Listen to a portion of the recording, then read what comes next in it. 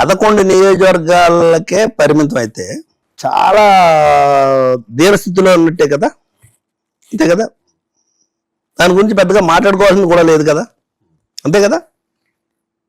అప్పటికి లేదు, ఇప్పటికి ఏంటి అని. ఇప్పటికి కాదు, ఇప్పటికి కూడా 11 సీట్లకు పరిమితం అయినటువంటి వాళ్ళు 164 సీట్లు వచ్చినాయి కూటమికి.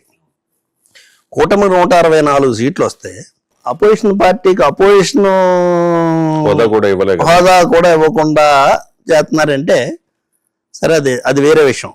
అపోజిషన్ అనేటువంటి చెప్పుకునే స్థాయి కూడా లేదు. ఇంకొకటి అడుగుతాను మిమ్మల్ని ఇక్కడే దీనికి సంబంధించి. ఈవేళ తెలుగుదేశం పార్టీలో కానీ కూటమి ప్రభుత్వంలో ఉన్నటువంటి ఏ మంత్రి మాట్లాడినా, ఏ ముఖ్యమంత్రి గారు మాట్లాడినా, మంత్రులు మాట్లాడినా, ఎవరు మాట్లాడినా వైసీపీ పార్టీని జగన్ తిట్టకుండా, జగన్ వల్లే నాశనం అయిపోయింది అనేటువంటిది చెప్పకుండా వాళ్ళ ప్రసంగంలో ఎక్కడన్నా ముగింపు ఎక్కడన్నా ఉంటుందా? ప్రతిదినం జగన్ నామస్మరణ. అంటే నిద్ర పట్టట్లేదు వీళ్ళకి, రాత్రులు కూడా.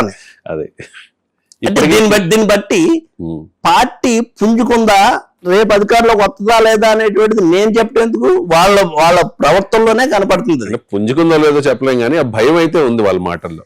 వాళ్ళు ప్రభుత్వంలో ఉన్నారు, వాళ్ళకి అనేక రకాలైనటువంటి సోర్సెస్ ఉంటాయి. ఇంటెలిజెన్స్ రిపోర్ట్లు కానీ, లేకపోతే సర్వే రిపోర్ట్లు కానీ, రకరకాలైనటువంటి సోర్సెస్ నుంచి వాళ్ళకి ప్రజల నాడి తెలుసుకుని జనాల్లో జిల్లాలు కానీ, ఎమ్మెల్యేలు మీద ఉన్నటువంటి అభిప్రాయాలు కానీ ఇవన్నీ వస్తుంటాయి వాళ్ళకి రిపోర్ట్లు ఎప్పటికప్పుడు.